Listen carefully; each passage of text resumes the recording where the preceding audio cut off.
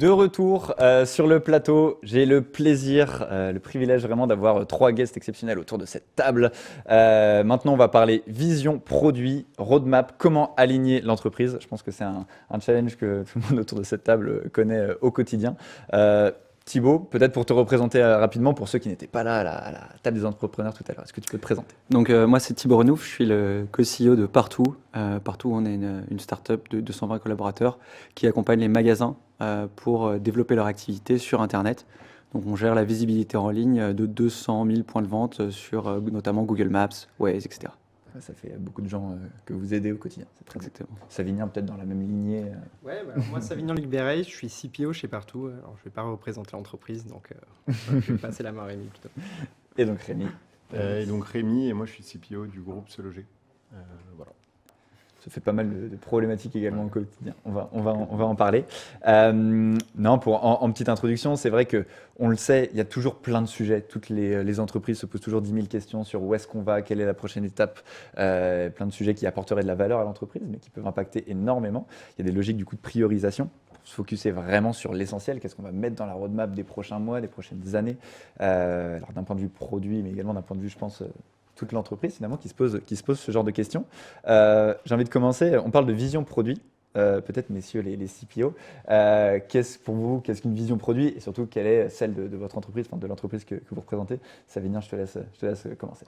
Ok, du coup vision produit, alors c'est très large, Ouais. mais vision produit, moi je pense qu'en fait il faut déjà bien comprendre la vision de l'entreprise, ce vers quoi l'entreprise tend à aller à court terme, à moyen terme, à long terme, pour derrière, du coup, essayer de définir une roadmap qui aille dans ce sens, bien comprendre les problèmes des utilisateurs et surtout accompagner et embarquer les équipes, que ce soit produit ou même le reste de l'entreprise, à suivre cette vision, donc produit, mais finalement d'entreprise.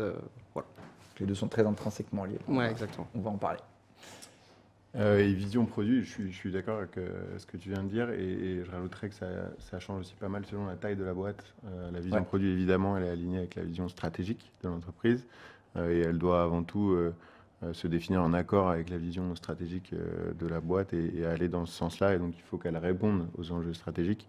En fait, moi, dans ce que j'ai vécu, je me suis rendu compte qu'elle changeait plus ou moins fréquemment selon la taille de la boîte. C'est-à-dire des toutes petites boîtes, la vision produit va évoluer assez fréquemment parce que le contexte de la boîte va faire que on va pas pouvoir avoir toujours et rester sur la même ligne. Et ce qu'on pensait il y a 6 mois n'est plus vrai 6 mois après. Dans des plus grosses boîtes, c'est moins le cas.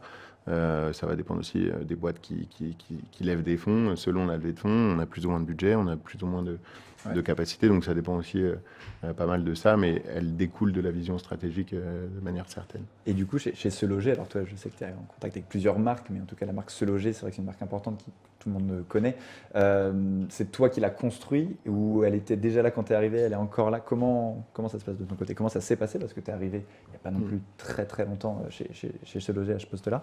Comment ça s'est passé? Finalement, toi, la construction, est-ce que tu l'as un peu modifiée? Comment ça s'est passé? Elle est co-construite et pour moi, c'est un des éléments pour faire en sorte qu'elle soit adoptée le mieux possible. C'est que si on l'a fait, le produit l'a fait en chambre dans son coin, peu de chances qu'elle soit adaptée par les autres, ou en tout cas, ça va être plus dur d'aller la répandre et qu'elle soit connue du plus grand nombre. Donc, elle est co-construite. Ouais. Et moi, je me suis plutôt attaché dans les premières semaines, premiers mois, à vraiment comprendre, de par les autres membres que j'avais au comité de direction, de comprendre sur chacun d'eux qu'est-ce qui était important, où étaient nos faiblesses et où étaient nos opportunités. Donc là, c'est plus stratégique, c'est de comprendre, quelles sont nos faiblesses, quelles sont nos opportunités, quels sont nos concurrents, qu'est-ce qu'on pense pour le futur. Et à partir de ça, dire, je pense qu'on doit focus sur... Et là, on réduit, et c'est là où moi, c'est une des techniques que j'utilise et que j'essaie d'utiliser pour que la vision produit soit le plus claire possible, c'est d'en faire une plus simple et surtout pas trop grande, pas trop longue, pas avec 50 phrases, essayer de la réduire au maximum. Donc j'ai pris 2 axes et j'ai dit voilà, c'est ces 2 axes et là pour l'année prochaine, je vais le répéter. Et je faisais exprès de le répéter beaucoup et le répéter encore et jusqu'à ce que ça devienne même une blague, mais que si j'interroge au minimum les 60 personnes de l'équipe produit, elles doivent être capables aujourd'hui de dire voilà, nos 2 axes, c'est lesquels? C'est ça et ça. Et ça se réduit très très simplement. Et du coup, ça a varié depuis que tu as mis en place ces 2 axes-là? Alors, Non. c'est quoi ces 2 phrases?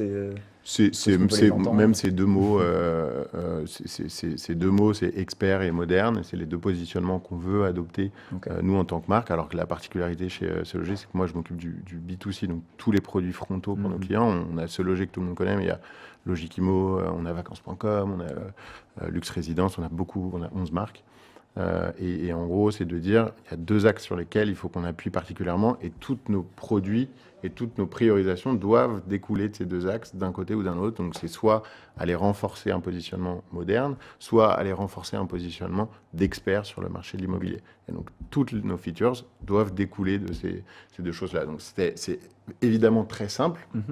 Et la stratégie de la boîte n'est pas du tout celle-là est aussi simple, mais c'est une manière d'exprimer la vision produit et de dire aux 60 personnes, et j'espère qu'aujourd'hui les 60 personnes de l'équipe sont capables de dire, moi, quand je fais mes priorisations, quand je fais mes sprints, quand je fais mes roadmaps, peu importe, j'ai toujours ces 2 choses-là en tête. Est-ce que ça nous aide à devenir moderne? Est-ce que ça nous aide à devenir expert? Et on dépend de ça. Et alors toi, peut-être je me tourne vers toi maintenant, Thibaut. Toi, en tant que CEO, c'est vrai que tu n'es pas directement sur le produit. Toi, tu as plus une vision, je pense, globale de l'entreprise. De ce que vous avez dit, finalement, est-ce que la vision produit, c'est pas un peu la traduction opérationnelle, un peu de la vision stratégique, un peu de l'entreprise? Est-ce que tu le vois un peu comme ça? Comment toi, de ton point de vue, tu le perçois? C'est une partie, finalement, c'est vrai que tu délègues, enfin, en tout cas, sur laquelle tu t'appuies sur Savinien. De ton côté, comment tu perçois cette vision produit et comment tu la travailles? Chez Partout, à un moment, on s'est dit c'est quoi les prochains produits qu'on va développer, c'est quoi les prochaines cibles qu'on va adresser. Et il y a aussi une notion de si demain, je sais pas, vendre des cacahuètes, ça pouvait nous rapporter beaucoup d'argent, est-ce que Partout le ferait? Et c'était une question toute bête. Et donc en fait, à chaque fois qu'on a de nouvelles idées, qu'on a de nouvelles choses qu'on veut développer, pourquoi on le fait, pourquoi on le fait pas?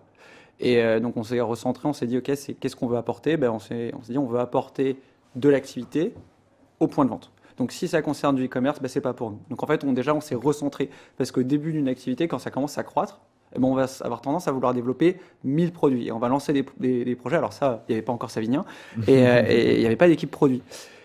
Et c'est à ce moment-là on s'est dit, plutôt que lancer des crash tests et d'aller dans le mur plusieurs fois, on va se dire, ok, on va définir un peu les contours.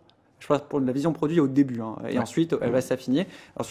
J'aime bien les notions de concept. Chez Partout, on a des concepts qui sous-tendent et qui aident à prendre des décisions. Donc typiquement, un des concepts clés chez Partout, c'est la simplicité. C'est d'ailleurs devenu une de nos valeurs. Et à chaque fois qu'on prend une décision, il y a ça à faire. On va prendre la solution la plus simple parce que nos utilisateurs, c'est des commerçants, c'est des responsables de points de vente. Et j'aime bien en fait qu'on ait des concepts, que ces concepts ils soient répétés et que ça devienne un automatisme. Et nous, c'est pareil, c'est quand on répète, à la fin, les gens savent que le produit de Partout, il est simple. Et après, ça devient aussi un différenciant par rapport à la concurrence. Alors, tu viens de mentionner du coup l'arrivée de Savinien, tu arrives en 2018, c'est ça, chez Partout. L'avant-après, si on reste simplement sur le concept de la vision et peut-être de tes roadmaps produits, de ce qui s'est passé.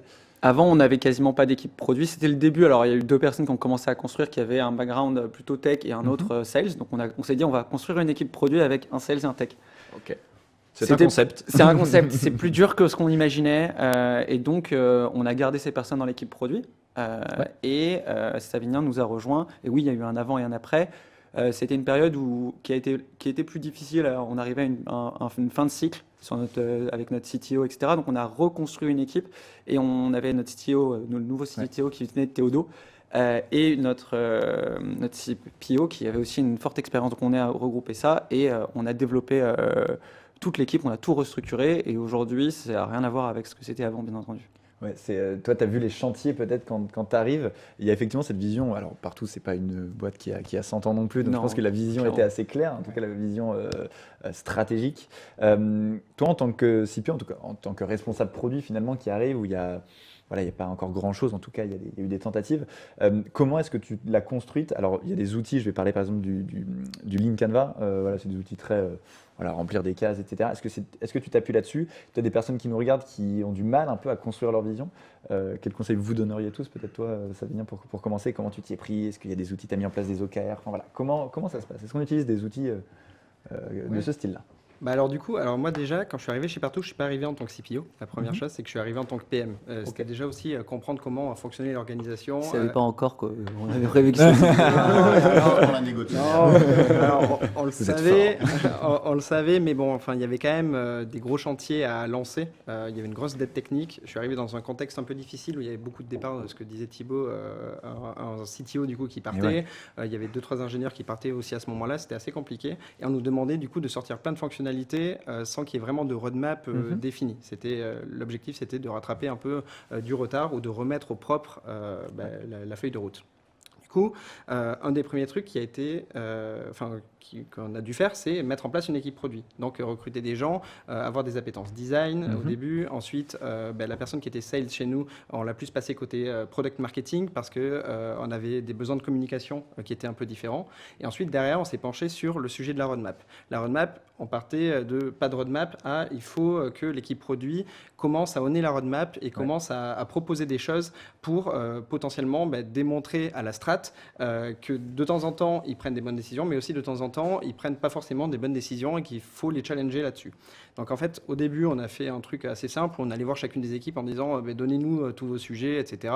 Et on faisait un peu un tri au doigt mouillé, je veux dire. C'était un peu comme ça. Ça a quand même eu ses limites assez rapidement. Ouais. Et là, on s'est dit, on n'a pas assez de feedback de la part des utilisateurs pour pouvoir prendre de bonnes décisions. Donc on a mis en place tout un système de remontée d'insight interne et client qui nous ont permis du coup de récolter plus de feedback, de nous aider dans nos priorisations. Ensuite, derrière, on s'est dit ce serait bien de s'appuyer sur toujours un même framework, un même outil pour pouvoir avancer, prendre de bonnes décisions. Et donc, on a mis en place RICE, le framework RICE, assez simple. Alors, on a beaucoup itéré depuis, mais en fait, l'objectif, c'est toujours le même. On va consulter les feedbacks laissés par nos utilisateurs. Derrière, on va tous les taguer et en fait faire remonter du coup les feedbacks qui remontent le plus. Et ensuite, derrière, on va aller les creuser. Ouais. Ça a itéré, c'est-à-dire que maintenant, le RICE, il est plus basé sur des problèmes, par des feedbacks remontés par des utilisateurs, mais on leur demande de nous remonter des problèmes qu'ils rencontrent au quotidien. Parce qu'on considère que l'équipe produit, son rôle, de bout en bout, c'est de trouver des solutions à des problèmes rencontrés par des users. Et donc maintenant, on parle toujours de problèmes dans le RICE. On a un peu changé tout notre fichier de RICE. C'est toujours un Google Sheet. Ça a pas mal évolué, mais ça fait le taf pour l'instant. Et on est plutôt content de ce que ça fait. Et donc, tous les trimestres, on va rechallenger un peu la roadmap. Ça ne veut pas dire que tous les sujets vont changer d'un quarter à un autre. Ça veut simplement dire qu'on va avoir une réflexion pour savoir comment est-ce qu'on peut anticiper les sujets qui vont arriver dans le futur. Ok, et donc du coup, finalement, c'est une approche assez... par indicateur, je veux dire, le RICE, c'est un outil, pour ceux qui ne savent pas, du coup, c'est Rich Impact Confidence sur l'effort. C'est quelque chose un peu qu'on peut calculer, on peut mettre des chiffres en tout cas dessus. Ouais, c'est vrai que c'est un outil assez pratique. Peut-être toi, Rémi, côté Se Loger, j'imagine que tu as énormément de data à ta disposition, probablement plus, mais sans offense naturellement à partout, mais c'est vrai que je pense que c'est une autre peut-être dimension en tout cas. Quand tu as tant d'infos, alors là on est moins dans le cadre de la vision, mais vraiment sur la construction de ta roadmap, de tes roadmaps, comment tu t'y prends? Est-ce qu'il y a des éléments qui sont, que tu pondères plus, où tu dis il y a ce sujet-là qui va être très important?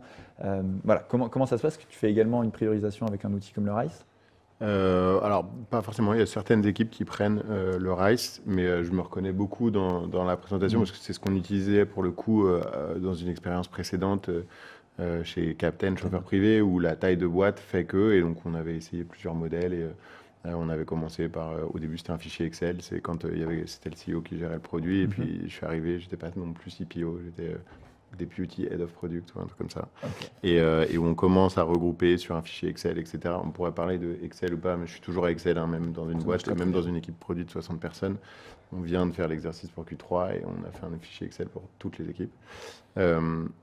Après, sur la data, oui, quand on est dans un groupe comme Se Loger, la data, il y en a énormément, mais c'est aussi plus compliqué d'y accéder parce que tu as beaucoup de données, tu as beaucoup de réglementations sur la donnée, et là-dessus, c'est une chose avec laquelle le groupe Se Loger fait très, très, très attention, on respecte vraiment de manière très, très forte toutes ces réglementations-là, donc on fait très attention à ça.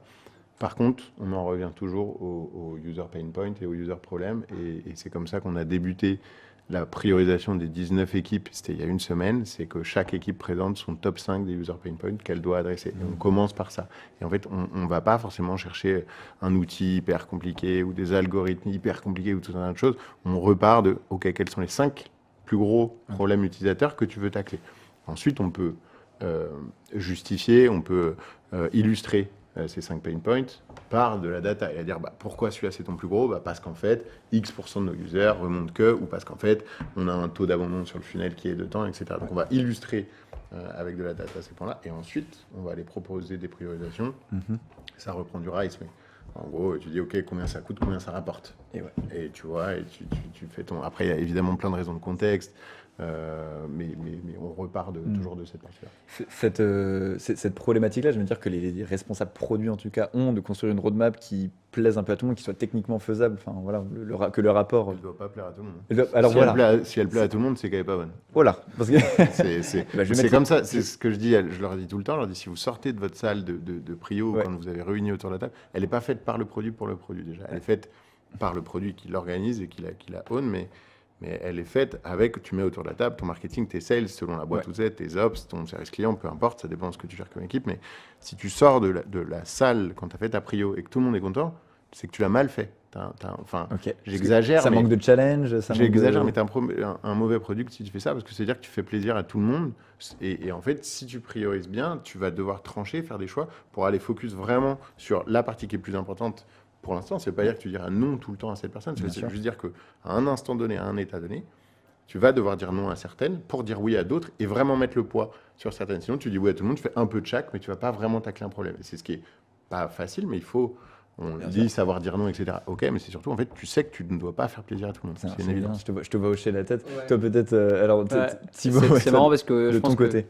nous, à un moment, on essaie de faire plaisir à tout le monde. En fait, on fait plaisir à tout le monde quand on annonce le truc. Puis après, quand on délivre, on fait pas plaisir. Donc maintenant, après, il y avait un principe aussi qu'on s'est fixé qui est de faire les choses bien une fois. Ok. Et ça change beaucoup parce qu'en fait, on peut faire les choses, mais on les paye à un moment. La dette technique, c'est ce qu'on a appris avant Savinien, donc il y a 3 ans.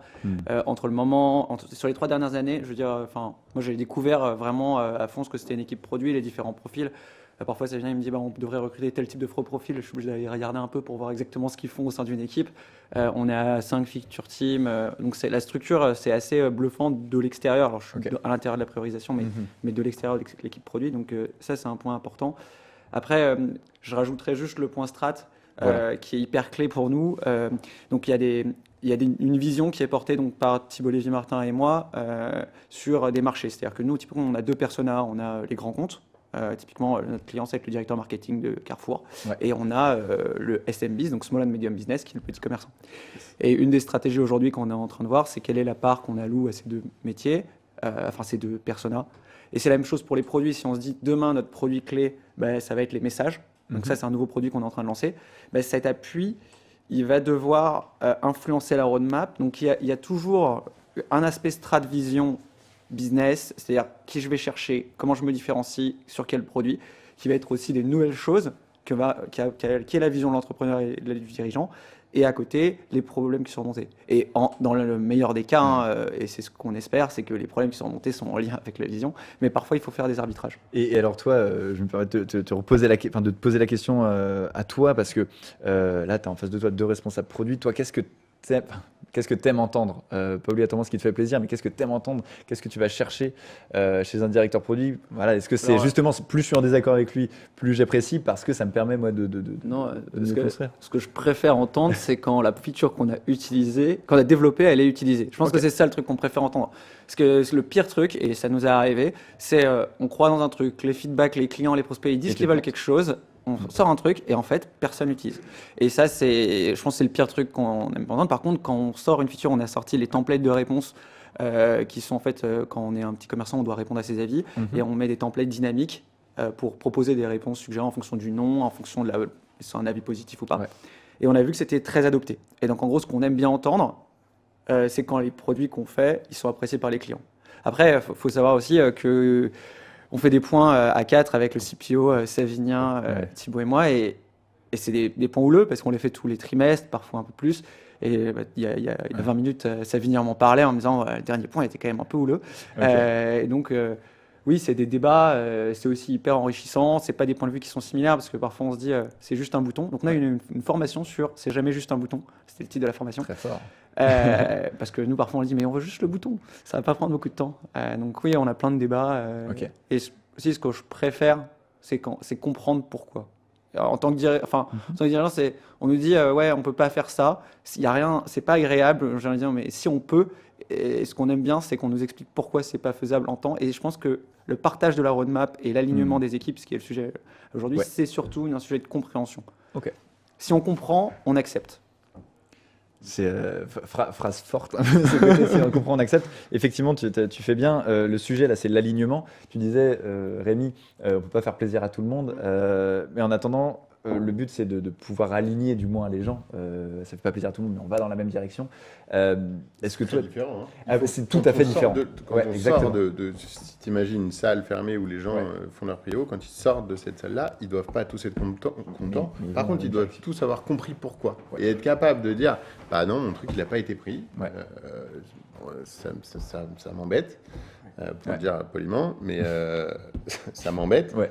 Mais on ne le prend pas parce que. Et effectivement, ça, c'est plus, et ça doit être normalement le plus clair possible, dire bah oui, en fait, on va chercher ça en ce moment où on a besoin de telle partie, donc oui, on a priorisé ça parce que.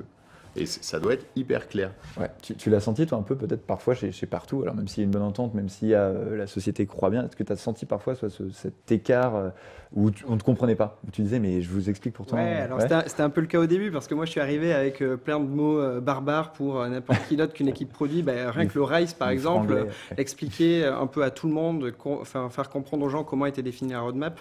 Là où je te rejoins, c'est qu'en fait la roadmap, finalement, chacune des feature teams va faire des propositions. Ils ne seront pas forcément tous d'accord, mais en fait ce qui est important à la fin, c'est qu'ils soient quand même tous embarqués sur la décision qui a été prise parce qu'ils ont compris le pourquoi le sujet qu'ils proposaient n'a pas été gardé. Ouais. Et ça, c'est super important, et pour l'équipe produit, mais surtout pour toute l'entreprise, parce que nous, ce qu'on souhaite faire dans l'idéal, c'est faire en sorte que tous les gens à qui on montre cette roadmap, mais ils en soient fiers, qu'ils puissent la porter aussi au jour le jour, et qu'à chaque fois qu'on fasse une release, derrière, en fait, ils soient contents de l'annoncer, j'en sais rien, à leurs potes, à leurs collègues, etc., et que ce soit aussi les premiers utilisateurs. Ouais. On se base beaucoup sur l'interne pour ça, quoi. Et du coup, peut-être, alors je m'adresse à tous les trois, mais est-ce que vous avez senti parfois des moments où l'entreprise justement n'était plus alignée? Et est-ce qu'il y a des signes annonciateurs où on se dit, wow, là, il y a vraiment un écart et ça peut. Voilà.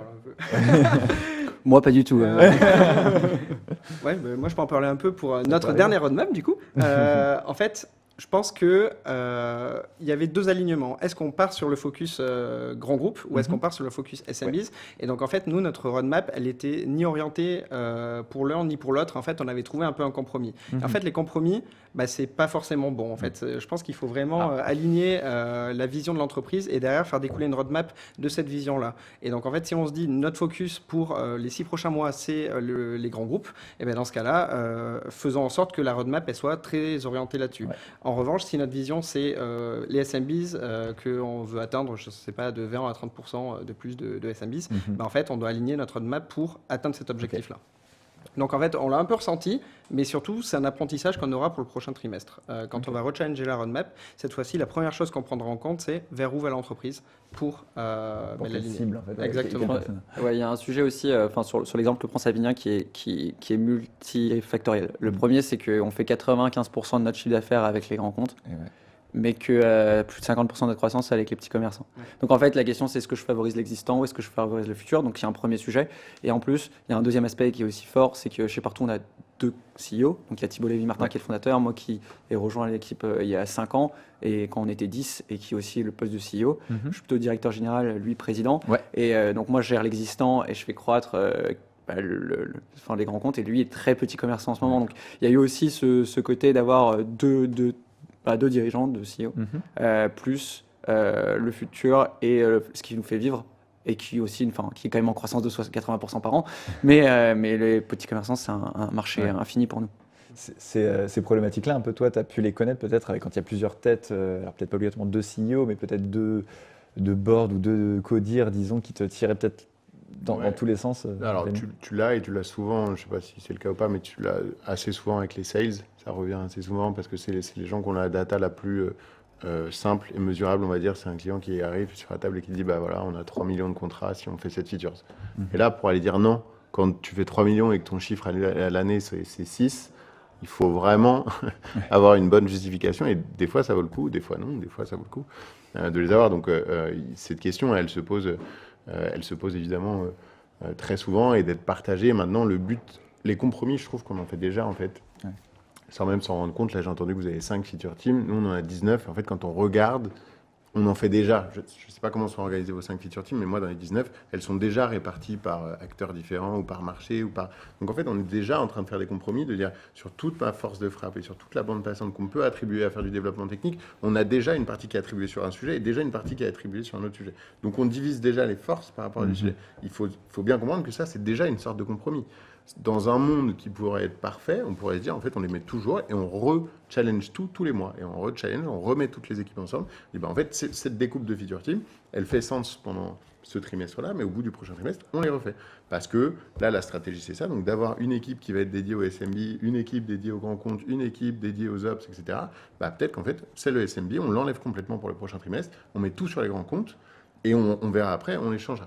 Il y a des fois des petites explications techniques qui font qu'il y a certaines compétences ou des stacks qui sont différentes, qui fait qu'on ne peut pas aussi simplement mixer les équipes. Mais en réalité, des compromis, on en fait déjà. C'est pour ça qu'à l'intérieur d'une équipe, il faut vraiment se forcer à ne pas en faire, sinon ça devient du compromis de compromis. Et c'est ce qui fait que tu arrives à faire, du coup, j'ai 1% de ma bande passante qui va travailler sur ça, 1% sur ça, 1% sur ça, etc. Et où tu chasses tout et rien en même temps, et où tu mets beaucoup de temps à sortir des choses, et où ça répond en plus pas forcément aux résultats. Prioriser pour gagner du temps et de l'argent finalement. Ça sera le mot de la fin. Merci beaucoup, messieurs. C'est passé vite, on a abordé plein de sujets. On se retrouve extrêmement rapidement pour un petit jeu pour la deuxième happy hour de la journée avec plusieurs personnes autour de la table. À très vite, à tout de suite.